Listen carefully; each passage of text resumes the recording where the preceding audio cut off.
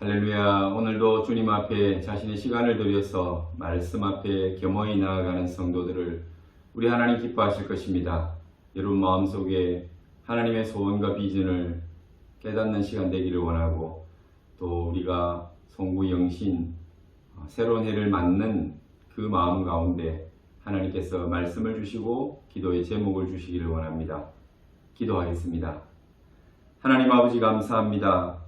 오늘도 저희들에게 새로운 생명과 호흡을 주셔서 하루를 시작하게 하시고, 또 하루를 살아낼 때 하나님의 말씀 의지하고 우리 마음 가운데 하나님의 뜻과 그 비전을 생각하며 오늘 하루를 시작하게 하시고 또 새해를 꿈꾸게 하시니 감사합니다. 성령이 오셔서 우리를 만져주시고 우리 마음 가운데 새로운 것들을 창조하여 주옵소서. 하나님을 볼 수 있게 하시고 하나님의 마음을 깨닫게 하여 주옵소서. 우리의 생각과 우리의 비전이 주를 닮게 하옵소서. 성령을 따라 역사하며 살아가는 성도들이 되기를 원합니다. 오늘도 말씀 주시고 그 말씀 가운데 깨닫게 하시고 우리의 삶을 새롭게 변화시켜 주옵소서. 우리 구주 예수님 이름으로 기도하옵나이다. 아멘.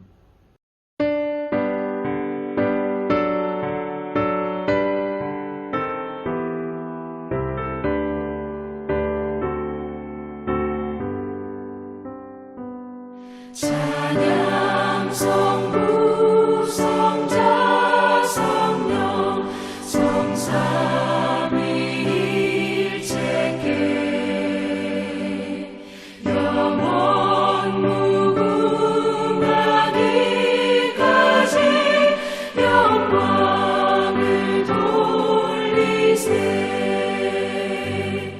영광을 돌리세.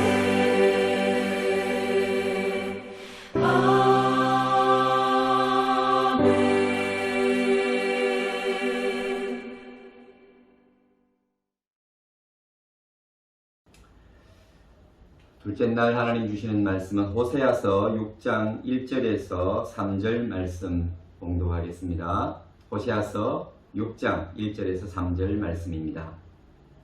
오라 우리가 여호와께로 돌아가자. 여호와께서 우리를 찢으셨으나 도로 낫게 하실 것이요 우리를 치셨으나 싸매어 주실 것임이라. 여호와께서 이틀 후에 우리를 살리시며 셋째 날에 우리를 일으키시리니 우리가 그의 앞에 살리라. 그러므로 우리가 여호와를 알자. 힘써 여호와를 알자. 그의 나타나심은 새벽빛같이 어김없나니 비와 같이 땅을 적시는 늦은 비와 같이 우리에게 임하시리라 하니라. 아멘. 호세아서는 16권의 선지서 중에 특별히 소선지서에 해당하는 말씀입니다. 대선지서와 소선지서는 그 선지서의 양에 따라서 그렇게 분류한다고 말씀을 드린 적이 있습니다.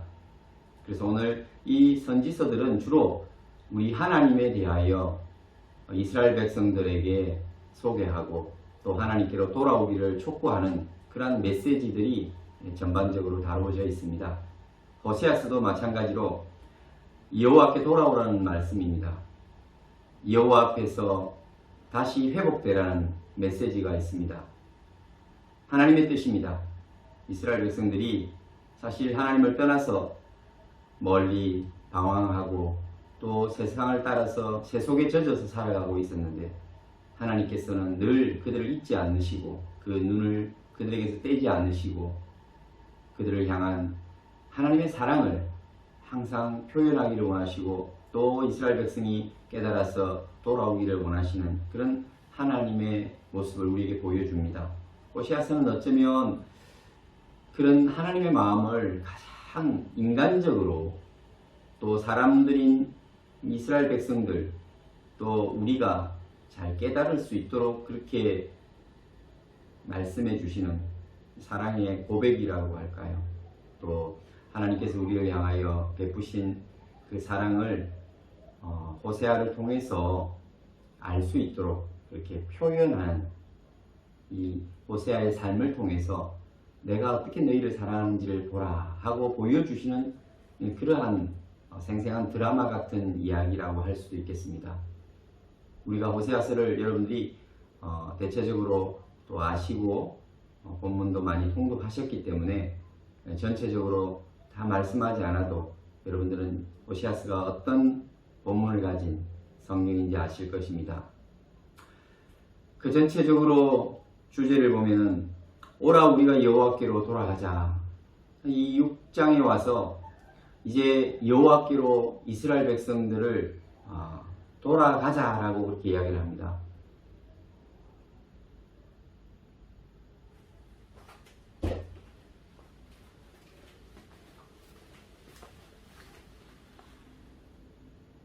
대선지서와 소선지서로 4권과 12권으로 분류할 수 있는데 오늘 호세아는 소선지서에 해당하는 분량이 좀 작은 책입니다. 어떤 중요도는 관계가 없이 그냥 양이 많은 책과 그리고 양이 좀 적은 예언서를 우리는 대선지서와 소선지서로 분류합니다. 근데 전체적으로 선지서가 가지고 있는 사상들은 여호와를 알고 여호와께로 다시 돌아오라는 그러한 선지자들의 간절한 외침이 그 중심적인 사상에 흐른다고 볼 수가 있습니다. 그 가운데서도 특히 이 호세아는 하나님의 그 마음을 또 우리 사람들을 얼마나 사랑하는지 이스라엘 백성과 또 영적 이스라엘 된 우리들을 사랑하는 하나님의 마음이 절절히 나타나 있는 책이라고 볼 수 있습니다. 여러분들이 호세아서를 다 읽어보았기 때문에 어떤 내용이 담겨 있는지는 잘 아실 겁니다. 하나님께서 호세아를 통해서 인간을 사랑하는 하나님의 마음을 표현하고자 하는 한 드라마 같은 이야기가 호세아서입니다. 호세아라고 하는 그 이름의 뜻은 여호수아와 같은 말입니다. 신약에서는 예수님과 같은 구원자라는 의미가 있는 그런 이름이죠. 호세아는 선지자입니다. 하나님이 그를 선지자로 부르셨고 선지자로서 하나님의 말씀을 대언하는 자로 사용하십니다. 그런데 하나님께서 그 선지자 호세아에게 정말 감당할 수 없는 명령을 하십니다. 무엇이냐 하면은 고멜이라고 하는 창녀된 한 여인을 사랑하여 데려와서 결혼하라는 것입니다. 그것을 순종하여 또 살아가는데 아이 둘을 놓고 그 여인은 그 남편을 배반하고 떠납니다. 그런데 하나님은 또다시 말씀하십니다. 그 여인을 다시 데려와서 사랑하여 살라고. 인간적인 어떤 여러분 우리의 기준과 또 다른 사람들의 그 눈을 의식할 때에 이것은 참 쉽지 않은 일입니다. 그것도 선지자가 창녀를 데려와서 사랑하여 결혼을 하고 살다가 또 배반하여 떠난 여인을 또다시 사랑하여 데려와서 살아야 되는 이 기구한 그 삶을 어떻게 이해할 수 있겠습니까? 당사자는 또 어떻겠습니까? 그런데 하나님은 왜 이 호세아를 통해서 그런 드라마 같은 삶을 살아내게 하시는가? 바로 그것이 그 당시에 이스라엘과 하나님의 그 관계의 현실이었기 때문입니다. 그것은 실제였습니다. 허구가 아닌 소설이 아닌 리얼리티였다는 거죠. 그래서 하나님은 이스라엘을 사랑하여 그들을 정말 아내로 삼았고 그렇다고 해서 그들이 정말 아름답고 순수하고 사랑할 만해서 사랑한 것이 아니라 고멜같이 장녀가 되어서 자기 욕심을 따라 살아가는 그런 음녀와 같은 삶을 살아가고 있는 이스라엘이었는데 그들을 불러내셔서 그들을 구별하고 그들을 사랑하여 하나님이 남편이 되고 그들이 아내가 되는 신랑과 신부의 관계를 맺게 됐잖아요. 그런데 하나님께서 그들을 그렇게 사랑했지만 사랑하는 아내처럼 여인처럼 그렇게 대했지만 그들은 결국 또 세상을 사랑하여 세상을 버타여 떠나잖아요. 하나님을 배반합니다. 그럼에도 불구하고 하나님의 마음은 여전히 그들을 사랑하고 그들이 돌아오기를 원한다는 것입니다. 자신의 독생자 예수 그리스도를 주시기까지 사랑하신 그 하나님의 사랑을 하나님은 이런 드라마 같은 이야기를 만들어내셔서 호세아를 통해서 이스라엘 백성들에게 자신의 사랑을 알려주고 싶으셨던 거죠. 그렇잖아요. 우리가 살면서 내가 너를 얼마나 사랑하는지 내가 좀 알아줬으면 좋겠다. 다른 것보다도 내가 너를 끔찍히 귀하게 여기고 또 사랑한다는 그 마음만 알아줬으면, 이런 마음이 들 때 있잖아요. 우리 하나님 마음이 그것입니다. 많은 것을 기대하거나 또 요구하는 것이 아니라 하나님은 언제나 내가 너를 사랑하는 그것을 내가 좀 알아줬으면 좋겠다. 이게 우리 하나님의 마음이죠. 우리가 회복되어야 할 것 가운데 처음 하나님을 만났을 때 이것이 얼마나 우리에게 벅찬 감동이었는지, 그런 경험을 하지 않은 사람들은 예수를 믿는다, 믿었다라고 말할 수 없겠죠. 예수 믿는다는 사람들은 그 과정을 다 경험한 사람들이에요. 그래서 처음 하나님을 사랑하고 하나님의 사랑을 깨달아서 다 하나님 앞에 자기 사랑을 고백해 본 경험이 있는 사람들이라는 거죠. 그런 사람들이 그리스도인이라고 불림을 받는 거죠. 하나님을 인정하고 받아들이고 그분의 사랑의 어떤 결정체인 예수 그리스도, 그분을 우리가 알게 되고 믿게 되고 또 그분을 사랑하게 되는 이런 놀라운 일이 우리 인생에 있었지 않습니까? 과거에 그런 경험들을 다 가지고 있는 사람들이 그리스도인이에요. 그런데 그 사랑을 우리가 버리고 떠났죠. 하나님을 떠나 세상으로, 내가 원하는 내 자아가, 내 육신이 원하는 바를 따라서 우리는 세상을 더 사랑하여 방황하고 또 그 거친 길로 광야로 나갔던 것입니다.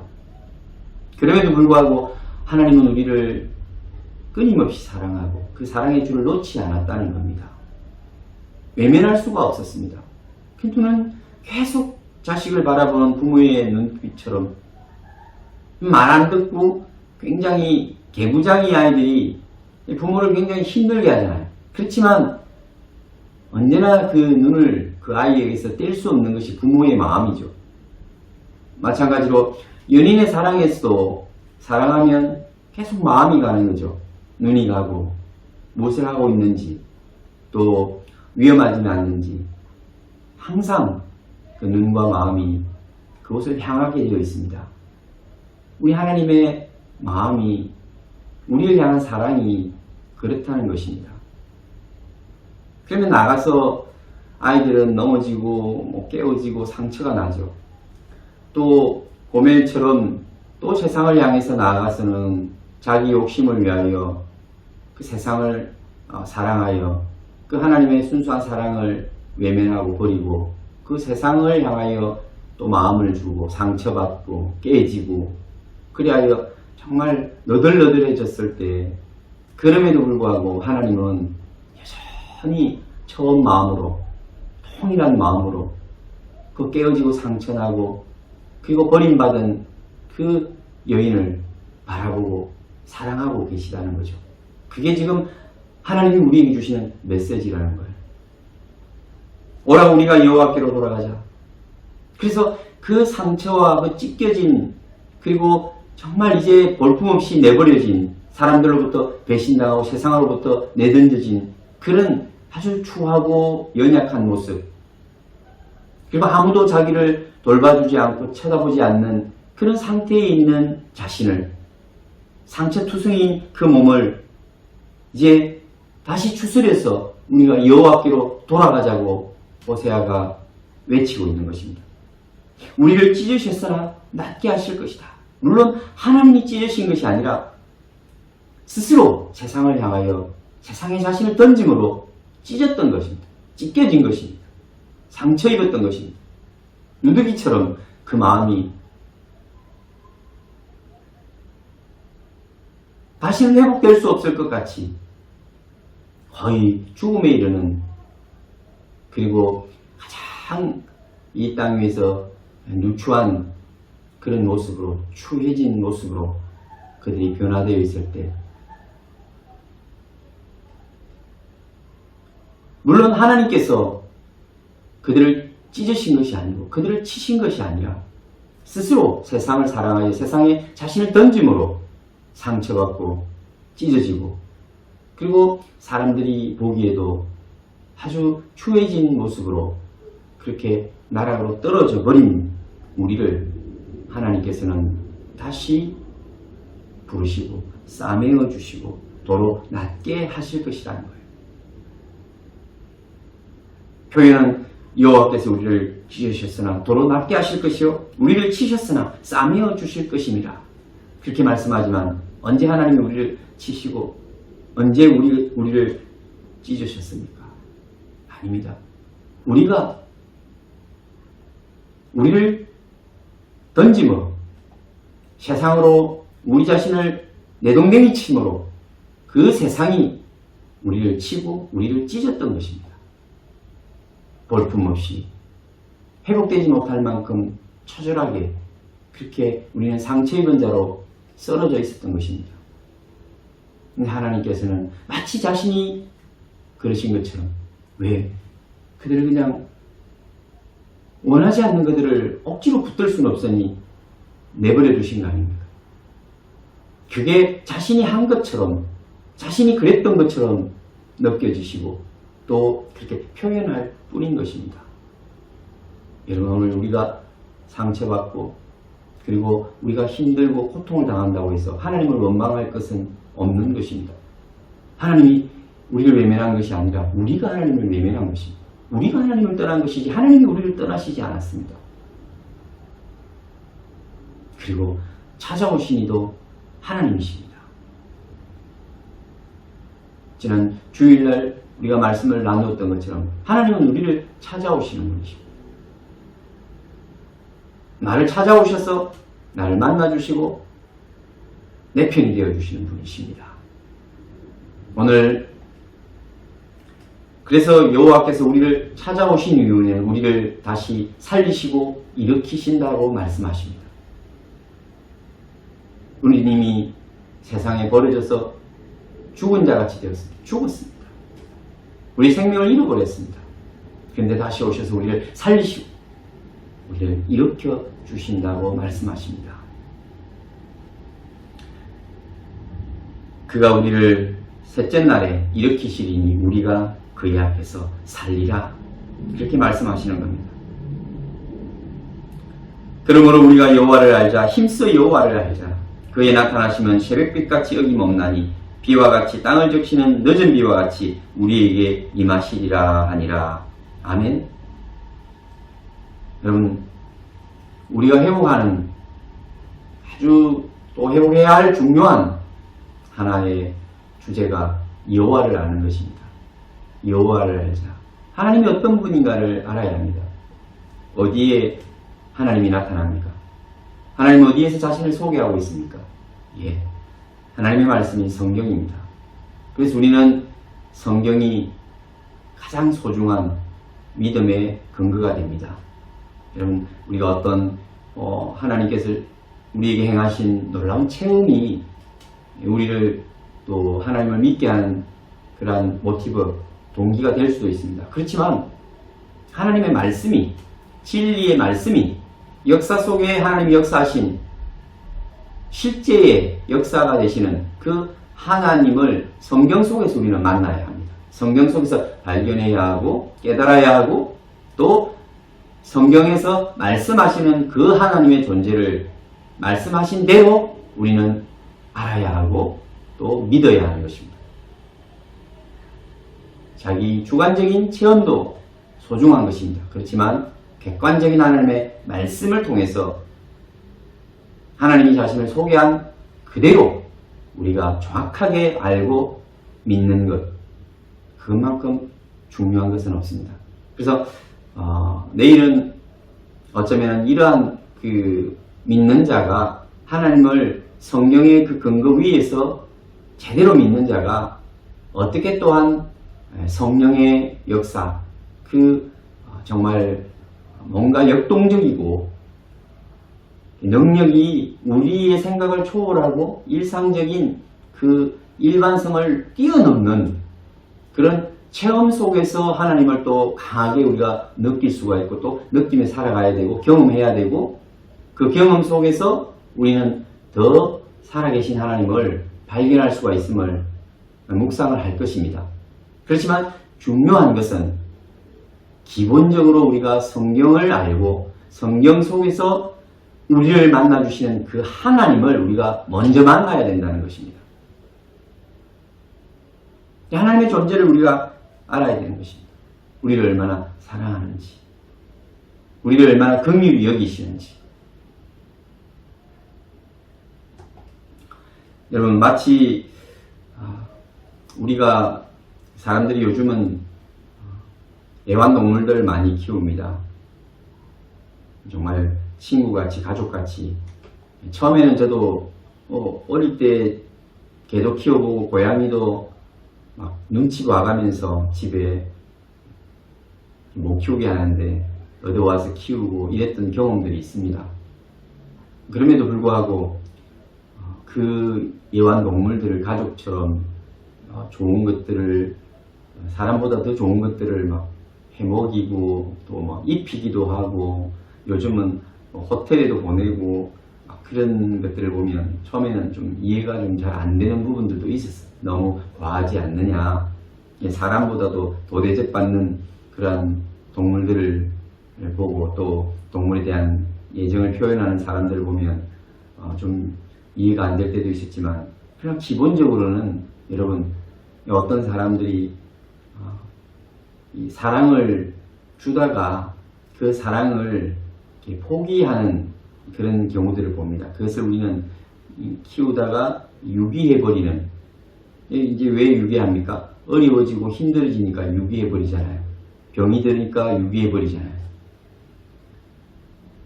그래서 유기견들이 굉장히 많이 나온다고 합니다. 유럽에는 바캉스를 가려고 동물들을 버리고 가는 경우도 많다고 하는데 그럴 때 그 동물들이 얼마나 큰 상처를 입겠습니까? 그래서 가장 우리에게 큰 상처가 되는 것은 사랑을 받다가 그 사랑이 끊어지고 그 사랑으로부터 배신을 당할 때에 상처를 많이 받죠. 짐승들을 우리가 혼과 육이 있는 존재로 우리는 이해를 합니다. 그래서 이 혼의 부분에서의 감정은 사람과 그렇게 별반 다르지 않습니다. 그래서 이렇게 가족처럼 키우고 위로를 받기도 하고 주기도 하는 것입니다. 서로 감정의 그 교감도 이루어지고요. 영은 없지만 사람들에게 큰 위로를 줄 수 있는 감정을 가진 동물이라는 거예요. 그리고 지혜도 있고. 그런데 키우다가 뭔가 어려워져서 버린다, 마음이 싫어져서 버린다, 그러면 굉장히 상처를 주겠지요.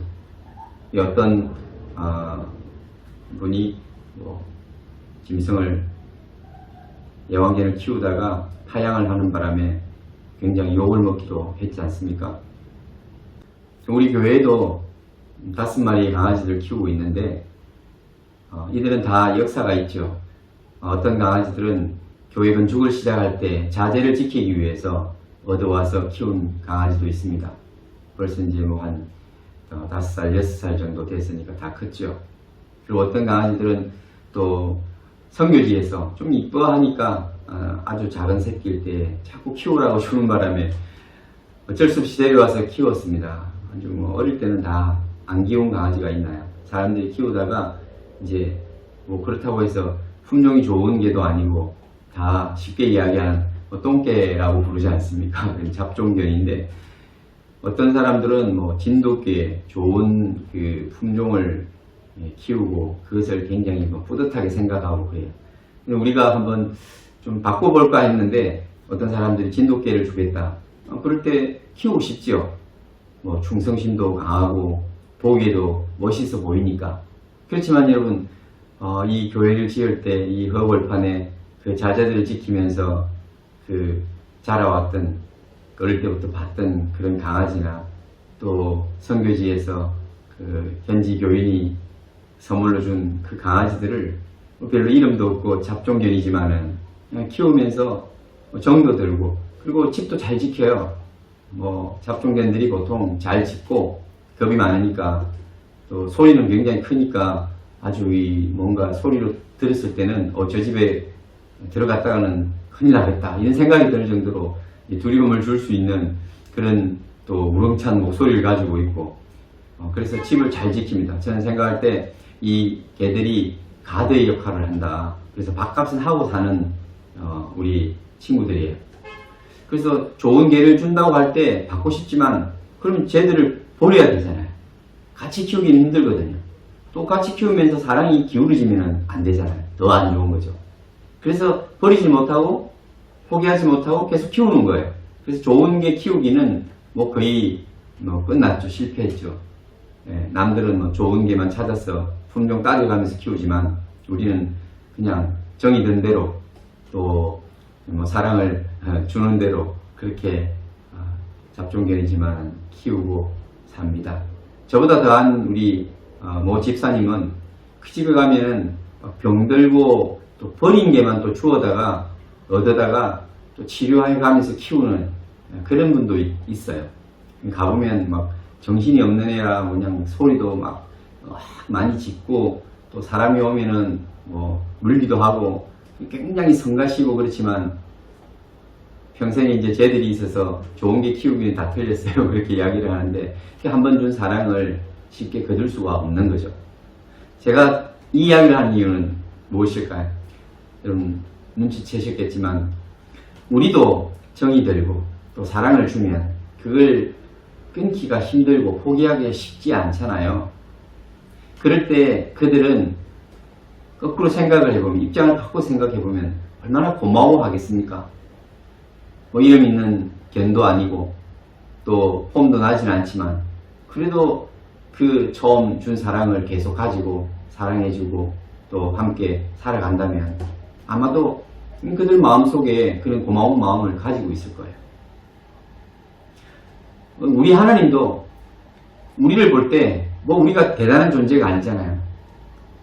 정말 우리를 스스로 생각해 볼 때 점수를 매겨보거나 한번 우리 모습을 돌아보면 자랑할 게 뭐가 있고 내세울 게 뭐가 있겠습니까? 그럼에도 불구하고 하나님은 우리를 부르시고 우리를 자녀 삼으시고 또 마지막에는 우리는 예수 그리스도의 신부가 되어 그 하나님의 신부로서 살아갈 그런 존재들입니다. 아름다운 것을 찾고 멋진 것을 찾고 조건을 찾았으면 우리는 거기 해당이 되지 않을 수가 있겠지만 그럼에도 불구하고 하나님은 우리를 사랑하셔서 또 한 번 준 사랑을 끊지 않으시고 계속해서 우리를 바라보시고 우리가 하나님을 포기하고 또 배신하고 떠났음에도 불구하고 또 찾아오셔서 우리를 초대하시고 다시 맞아주시고 다시 사랑하기를 원하시는 그 하나님의 마음을 볼 때 이런 우리 하나님을 우리가 좀 더 이해할 수 있잖아요. 이 아버지의 마음을 우리가 좀 이해할 수 있잖아요. 어떤 분인지 우리가 알 수 있잖아요. 저는 하나님이 어떤 분인가? 하나님이 어떤 존재인가? 멀리 계신 어떤 위대한 어떤 신의 영역에만 있는 분이 아니라 정말 우리에게 찾아오셔서 우리를 사랑하시는 인격적인 그 하나님, 우리를 사랑하시되 끝까지 사랑하시는 그 하나님, 우리가 스스로 그를 떠나서 상처투성이가 되었을 때 찾아오셔서 우리를 싸매어 주시고 우리를 회복시켜 주시는 하나님, 그분이 우리가 믿는 여호와 하나님이십니다. 하나님이 오늘도 오셔서 우리를 향하여 손을 내미시고 돌아오라고 말씀하십니다. 다시 돌아오라. 내가 너의 상처를 싸매고 너를 회복시켜 주겠다. 너를 살리고 너를 일으켜 주겠다. 오늘 하나님께서 저와 여러분에게 다시 간절한 마음으로 사랑을 담아 초대하십니다. 여러분 그분께 다시 나아오십시오.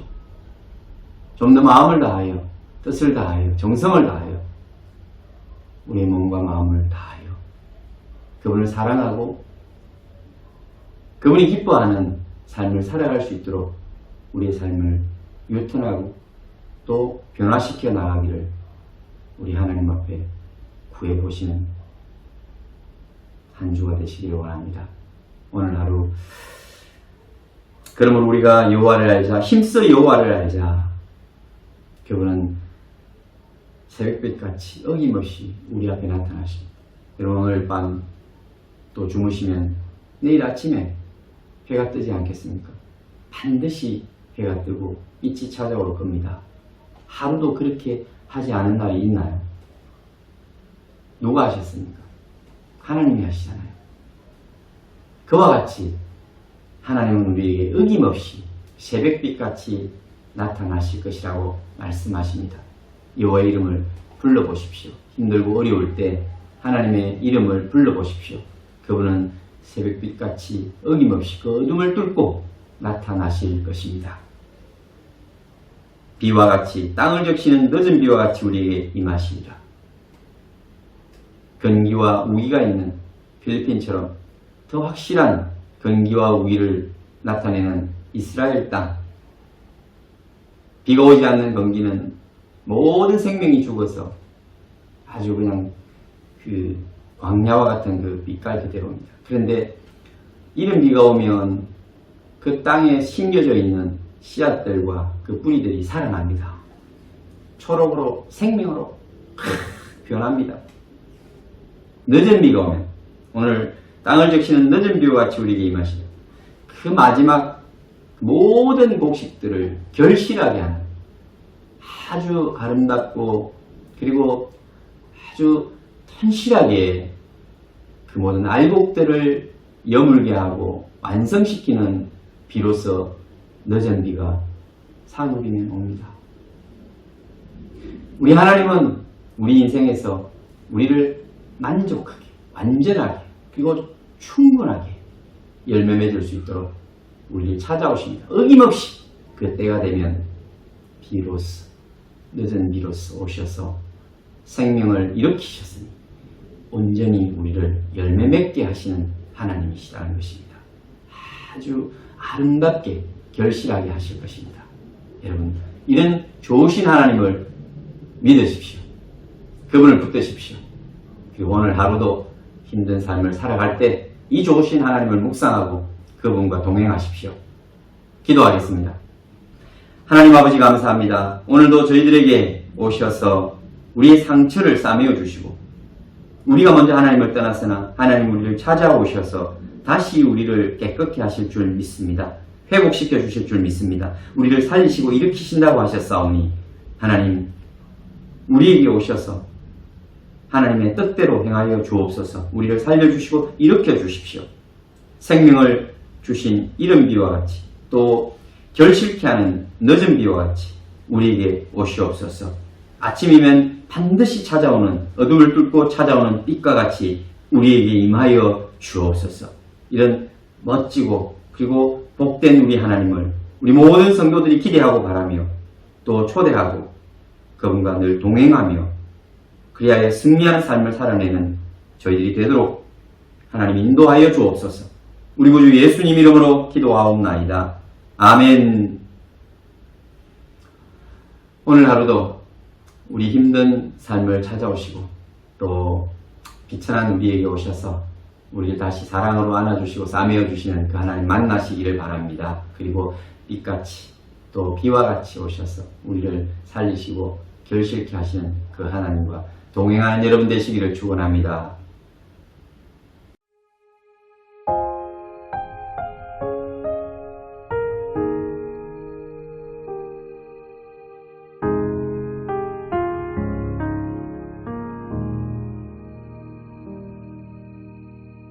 내 백성이 나를 떠나 돌아섰지만 내 사랑이 내 백성을 포기 못하니 내 모든 것 내어주고 나 그들을 얻으리라. 여호와께 돌아가자. 우린 돌아서도 그는 변치 않네.